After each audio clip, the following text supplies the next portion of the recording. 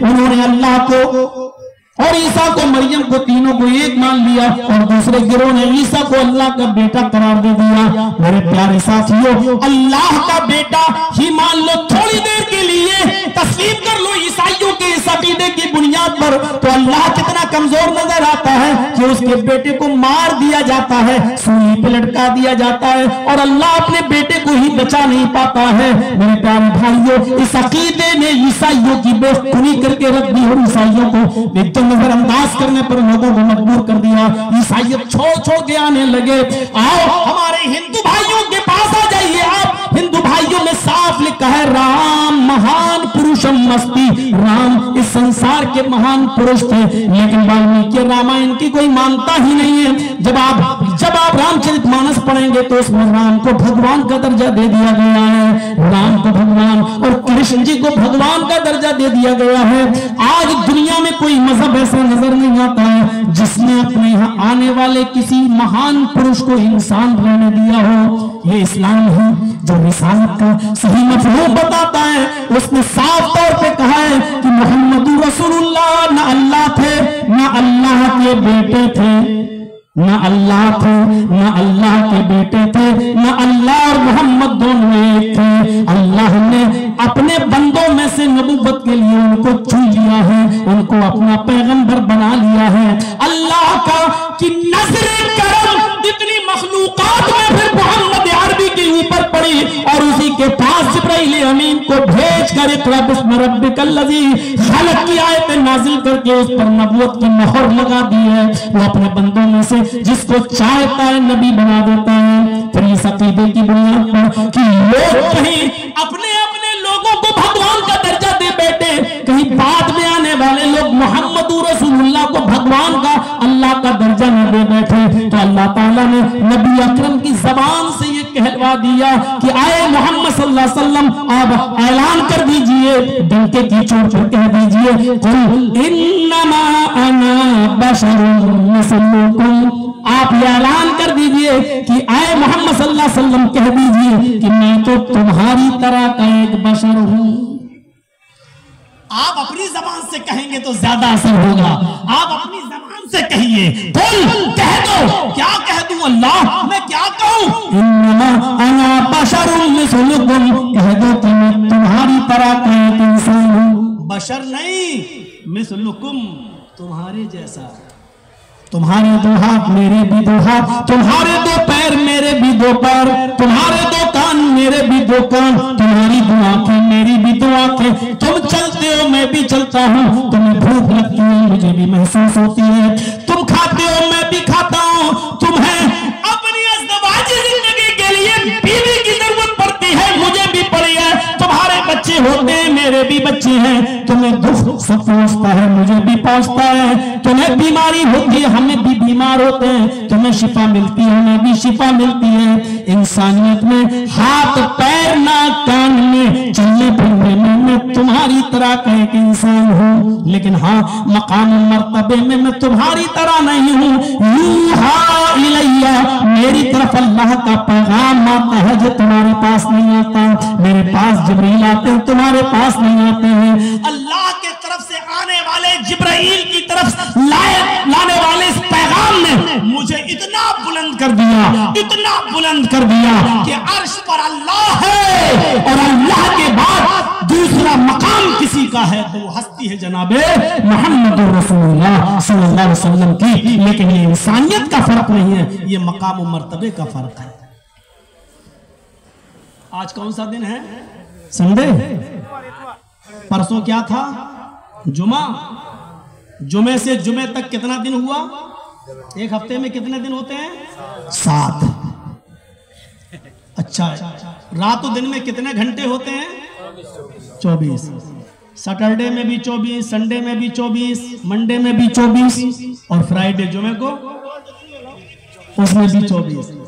तो दिन होने के एतबार से कोई फर्क है?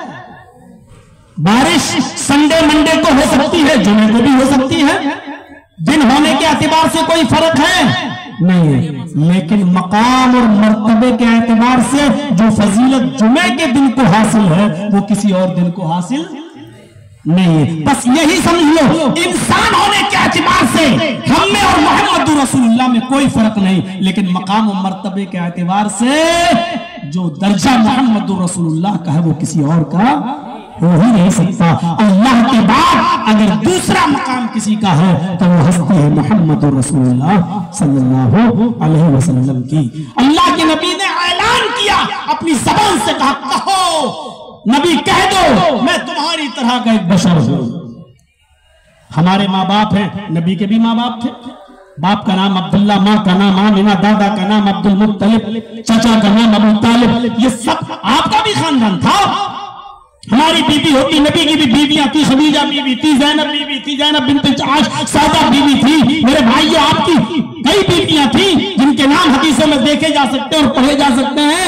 आपके बच्चे होते, मोहम्मद रसूलुल्लाह के भी बच्चे थे, कासिम था, अब्दुल्ला था, इब्राहिम था, ज़ैनब थी, रुकैया थी, उम्मे कुलसूम थी, फातिमा, या आपके भी बच्चे थे। देखा जा सकता है। इंसान होने के एतबार से कोई फर्क नहीं, फर्क है तो मकाम और मर्तबे का है, जिसने मोहम्मद रसूलुल्लाह को ऊंचा कर दिया। तो रिसालत का सही तसव्वुर मोहम्मद रसूलुल्लाह ने पेश किया है, इस्लाम ने पेश किया है। फिर दुनिया देख रही है, सबने भगवान बना दिया, लेकिन इस्लाम ने भगवान का दर्जा नहीं दिया, बल्कि यहां तक देखिए कि एक शख्स आता है, इब्ने माजा की रिवायत है, एक शख्स आता है और आकर अल्लाह के नबी सल्लल्लाहु अलैहि वसल्लम से अपने गांव की कुछ हालत को बताना चाहता है, कुछ शिकायत करना चाहता है। लोगों ने कहा तुम जाओ, तुम गांव के इलाके के अच्छे मुअज़्ज़ज़ आदमी हो, अल्लाह के नबी तुम्हारी बात सुनेंगे। वो आया और नबी अकरम के पास आकर खड़ा हो गया। आपने कहा कहिए कैसे आना हुआ? वो अपने इलाके की कुछ बात कहना चाहता है अल्लाह के नबी सल्लल्लाहु अलैहि वसल्लम के सामने, लेकिन डर रहा है, कांप रहा है, थर्रा रहा है। आप उसके करीब गए, इधर आओ, क्या बात है? ओ मेरे इलाके कांप रहा था। मतलब नबी के आंखों में देखता है, इतना रौब और दबदबा कि बात करने की हिम्मत नहीं। अल्लाह के नबी उसके करीब जाते हैं और उसके दोनों कांधों पर अपना हाथ रखते हैं और जो जुमले कहते हैं जुमलों को सुनिए। आपने उसके दोनों कांधों को पकड़ा और आपने उससे फरमाया, क्यों डरते हो? क्यों डरते हो? ला तखफ, तुम्हें डरने की जरूरत नहीं। क्यों डर रहे हो? तुम्हें डरने की जरूरत नहीं, तुम अपनी बात कहो, अपनी बात कहो। फिर भी वो नहीं कह पा रहा है। आपने उससे कहा इन्नी लस्तु बिमलिक, आपने उससे कहा इन्नी लस्तु बिमलिक, मैं बादशाह नहीं हूं। आपने उससे जो जुमले कहे वो जुमलों पर गौर करो। मैं बादशाह नहीं हूं, इन्नी लस्तु बिमलिक, मैं बादशाह नहीं हूं, मुझसे मत डरो। अना इब्नु इम्रातिन ताकुलुल कदीद। इब्ने माजा के इन अल्फाज पर गौर कीजिए। अल्लाह के नबी कह रहे हैं, मैं भी ऐसी माँ का बेटा हूं, मुझे भी एक ऐसी औरत ने अपने बतन से, पेट से पैदा किया है, जो गोश्त के सूखे टुकड़े खाया करती थी, जो खुश्क गोश्त खाया करती थी। अरब के अंदर ऊंट को जब ज़िबाह नहर किया जाता था तो 2-2, 3-3, 5-5 किलो के बड़े बड़े टुकड़े गोश्त के उसको धूप में खुश्क कर लिया जाता था, उसमें साल्ट लगाकर, नमक लगाकर उसको सुखा लिया जाता था और फिर उसी गोश्त में से जब जरूरत पड़ती थी थोड़ा सा काटा और बना लिया, फिर एक आध हफ्ते के बाद थोड़ा सा काटा, फिर बना लिया। तो अरबी में उस गोश्त को कदीद कहते हैं। कदीद यानी ताजा गोश्त नहीं, बल्कि कई कई दिन का रखा हुआ गोश्त जिसको नमक वगैरह देकर धूप में सुखा लिया जाए, उस गोश्त को कदीद कहते हैं। तो अल्लाह के नबी ने उस आदमी के दिल से अपना डर खत्म करने के लिए, अपना डर उसके दिल से निकालने के लिए अल्लाह के नबी सल्लल्लाहु अलैहि वसल्लम ने उससे क्या कहा? अना इब्नु इम्रातिन ताकुलुल कदीद, मैं भी ऐसी माँ का बेटा हूँ जो गोश्त के सूखे टुकड़े खाया करती थी, जिसको ताजा गोश्त खाना नसीब नहीं होता था। अब जब उसने देखा, हाँ अल्लाह के नबी तो कह रहे हैं कि मैं कोई बादशाह तो नहीं हूं और मैं भी किसी माँ का बेटा हूं, तो ये तो हमारी तरह के इंसान है। तब उसने अपनी बात रखी। मेरे भाइयों, यहां से आप अंदाजा लगाइए कि अल्लाह के नबी सल्लल्लाहु अलैहि वसल्लम अपना रोब और दबदबा नहीं झाड़ करते कि देखो मैं अल्लाह का नबी हूं, तो जरा ऐसे बात कर। नहीं, आपने उससे कहा कि तुम अपनी बात कहो, मैं बादशाह नहीं हूं, मैं भी एक ऐसी मां का बेटा हूं, उसने मुझे जना है जो दोस्त को सूखे टुकड़े खाया करती थी। यहां से आप सादगी का भी अंदाजा लगा सकते हैं और रिसालत का सही तसव्वुर आपने पेश किया कि मैं अल्लाह का रसूल हूं, लेकिन साथ में इंसान भी हूं, साथ में बशर भी हूं, साथ में कोई फरिश्ता नहीं हूं, एक इंसान हूं, इस तरीके से। और आपको याद होगा और ना याद हो तो सुन लो, अपने इलाके के खतीबों से सुना होगा आपने, जुमे के मिंबरों पर खुतबों पर खड़े होकर उन्होंने खुतबा दिया होगा। जब हिजरत करके मक्का से मदीना जा रहे थे अल्लाह के नबी सल्लल्लाहु अलैहि वसल्लम, और जब मदीने के अंदर एंट्री होती है तो बहुत से लोग, घरों की औरतें छतों पे चढ़ जाती हैं। आज मोहम्मद रसूलुल्लाह आ रहे हैं, आज दीदार करते हैं। अल्लाह के नबी सल्लल्लाहु अलैहि वसल्लम जिस ऊंटनी के ऊपर बैठे हुए हैं वो मामूर है, वो अल्लाह की तरफ से हुक्म दी गई है, वो जिसके मकाम पर रुकेगी वहीं पर अल्लाह के नबी सल्लल्लाहु अलैहि वसल्लम रुकेंगे। किसी को मालूम नहीं है कि कहां रुकेगी। और खजरज के बड़े बड़े अमीर मोहम्मद रसूलुल्लाह की ऊंटनी की लगाम पकड़ रहे हैं और कहते हैं आइए हमारे घर पे मेहमान बन जाइए, लेकिन अल्लाह के नबी फरमाते हैं ऊंटनी की लगाम को छोड़ दो, ये ऊंटनी मेरे हुक्म से नहीं अल्लाह के हुक्म से रुकेगी, जिसके मकान पर रुक जाएगी वही मेरा मेजबान होगा, मैं उसका मेहमान हो जाऊंगा। ऊंटनी चलती रही। मेरे भाइयों, जो चीज बताना है मुझे वो ये है कि घरों की औरतें छतों पर चढ़ी हुई हैं और वो मोहम्मद रसूलुल्लाह की ऊंटनी का नजारा देखना चाहती हैं। ये देखना चाहती हैं कि ऊंटनी कहां रुकेगी। मदीने की छोटी छोटी 4-4, 5-5 साल की बच्चियां दफ बजा रही हैं, ढोल बजा रही हैं और गीत गा रही हैं। अरब के अंदर दफ बजाने का बड़ा माहौल था, ढोल बजाने का और उसमें गीत गाने का। वो गीत गा रही हैं और वो छोटी छोटी बच्चियां जो गीत गा रही थी, वो गीत के अल्फाज ये थे, तलाल बदरू अलैना मिन सनयातिल बदाई वजब शुक्र अलैना मा दा लिल्लाहि दाई। आज तो 14वीं रात का चांद बता पहाड़ी से नमूदार हुआ है, आज तो फारान की चोटियों से चमका है। तलाल बदरू अलैना मिन सनयातिल बदाई। आज सरैया पहाड़ियों की ओर से 14वीं रात का चांद नमूदार हुआ है। आज अल्लाह ने मक्के से मोहम्मद रसूलुल्लाह को हमारे पास भेज दिया है। वजब शुक्र अलैना मा दा लिल्लाहि दाई। हम अल्लाह का जितना भी शुक्रिया अदा करें वो कम है, हम अल्लाह का जितना भी शुक्र अदा करें वो कम है। ये छोटी छोटी बच्चियां ये गीत गा रही थी, अल्लाह के नबी इस गीत को सुनते थे, हंसते हुए आगे बढ़ रहे हैं। उन छोटी छोटी बच्चियों की जबान से एक जुमला ये भी निकल गया, वफीना नबी यालमु मा फी गद। आज हमारे दरमियान एक ऐसे नबी आए हैं जो कल की बात भी जानते हैं, कल क्या होगा उसको मालूम है, कल क्या होने वाला वो भी जानता है।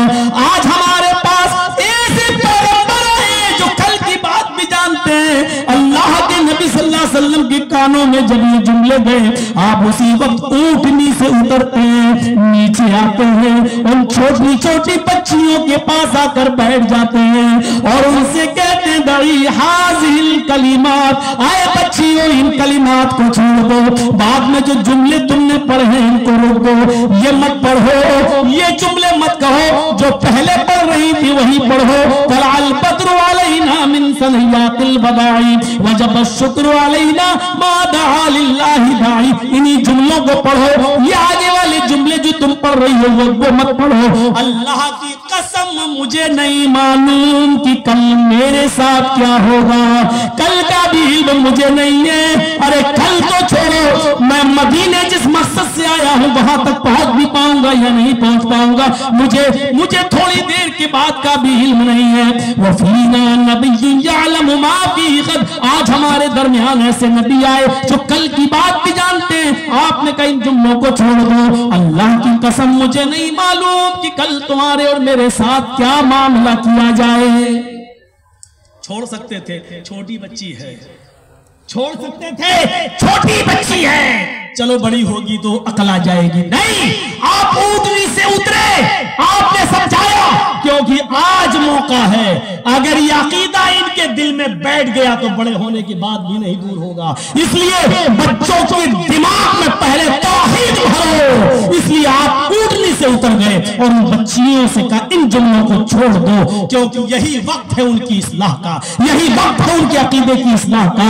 आज हम अपने छोटे छोटे बच्चों को कॉन्वेंट में भेजते हैं, आज ईसाई मिशनरियों के स्कूलों में भेजते हैं, आज उन स्कूलों में भेजते हैं जहां हमारे अकीदे की बेखुदी की जाती है। आज वहां हमारा मनहज, हमारा क्या है वो भूल चुके हैं। आज वो लोग अपने तौर तरीके उन बच्चों को बतला रहे हैं। मेरे भाइयों, तसव्वुर कीजिए आप कि यही उम्र होती है बच्चों के अकीदे की इस्लाह की, यही उम्र होती है बच्चों को समझाने की, और इसी उम्र में अगर बच्चे संभल गए तो फिर आखिर तक संभले रहेंगे, और इस उम्र में अगर बिगड़ गए तो आखिर तक बिगड़े होंगे। बताइए आज समाज के अंदर ये चीज पाई जाती है नहीं पाई जाती है? जब मस्जिदों में ये मसला उठता है कि फर्ज नमाज के बाद दोनों हाथ उठाकर दुआ मांगनी चाहिए कि नहीं मांगनी चाहिए, और जब ये कह दिया जाए कि नहीं जरूरी समझ के नहीं मांगनी चाहिए, तो आप लोगों में से बहुत से ऐसे जो कहते कि नहीं कहते, अरे हम बाप दादा के जमाने से करते चले आ रहे हैं, अरे पहले जमाने के लोगों ने मना नहीं किया था क्या? पहले लोग मौलवी लोग नहीं थे कि पहले उलमा नहीं थे? ये उसी चीज की पैदावार है मेरे भाइयों कि हमने उस जमाने में नजरअंदाज कर दिया, आज तक उसकी सजा भुगतना पड़ रही है। अगर इन बच्चों को आज तुमने नहीं समझाया, आज इनकी इस्लाह नहीं की, तो याद रखिएगा फिर आगे बड़े होकर इनकी इस्लाह नहीं हो सकती है। आज जरूरत है इनको अरबी तालीम से जोड़ने की। पढ़ाइए, जो तालीम देना चाहो दो, लेकिन इनको अरबी तालीम से मत, इस्लामी तालीम से उनको दूर मत कीजिए। आप उनको इस्लाम से जोड़िए, वरना हाल वही होगा कि आपका बच्चा इस यूनिवर्सिटी और कॉलेजेस से पढ़ने के बाद एमए और एमफिल और पीएचडी और एमबीबीएस की डिग्री लेने के बाद भी पैंट की चेन खोलेगा और गधे कुत्ते की तरह खड़ा होकर रोडवेज और बस स्टेशन पर पेशाब करता हुआ नजर आएगा। यानी बड़े बड़े स्कूल और कॉलेज में तरबियत नहीं दे सकते हैं जो अरबी मदारिस में आपके बच्चों को मिलेगी। और नेपोलियन ने तो कहा था कि मदर्स में इस फर्स्ट कॉलेज पर चल रहे हैं। माँ की गोद ये बच्चे का पहला मदरसा होती है। आप ऐसी माओ का इंतखाब करें, शादी के मौके पर ऐसी दीनदार लड़की का इंतखाब करें कि जो अपने बच्चे को सही तरबियत दे सके। याद रखिए, बच्चा माँ की गोद से बहुत कुछ सीखता है। अगर माँ ने उसको अच्छी तरबियत नहीं दी तो फिर याद रखिए वो बच्चा यूनिवर्सिटी से पढ़ने के बाद भी नहीं उसको तरबियत नहीं मिल पाएगी। अब्दुल कादिर जिलानी का वाकया सुना था ना आपने? अब्दुल कादिर जिलानी बगदादी 12 साल की उम्र में है, इनकी मां ने कहा था बेटा मैंने ये 40 अशरफियां तुम्हारे कोट के अस्तर में सिल दी हैं, तुम जा रहे हो काफिले के साथ जाओ, लेकिन याद रखना हालात कितने भी खराब हो झूठ मत बोलना। और जब डाकुओं ने लूटा, सारे लोगों का माल लूट लिया, इस बच्चे से पूछा तेरे पास भी कुछ है? उसने कहा क्या? 40 अशरफी। कहा? कपड़े के अस्तर में फाड़ के देखा तो 40 अशरफी। कहा बेटा ये तो अच्छी जगह छुपी हुई थी, हम तो यहाँ नजर भी नहीं डाल सकते थे और जांच की पड़ताल भी नहीं कर सकते थे, तुमने बता क्यों दिया? कहा मेरी माँ ने चलते वक्त मुझे नसीहत की थी कि बेटे हालात कितने भी खराब हो लेकिन कभी झूठ मत बोलना। कहा बच्चा अपनी माँ की इतनी बात मानता है। अपने सरदार के पास ले गए, लोगों का लूटा हुआ माल वापस कर दिया और तौबा किया। कहा जो बच्चा अपनी माँ का इतना कहना मानता है, हमारी तो पूरी जिंदगी चोरी लुटेरेपन में गुजर गई, मेरा रब मुझे माफ करेगा या नहीं करेगा? मैं अपने रब का नाफरमान आज तक चला रहा हूँ। उन्होंने तौबा की, इस्तिग़फ़ार किया और लूटा हुआ माल वापस कर दिया। माँ की तरबियत थी अब्दुल कादिर जिलानी। मेरे भाइयों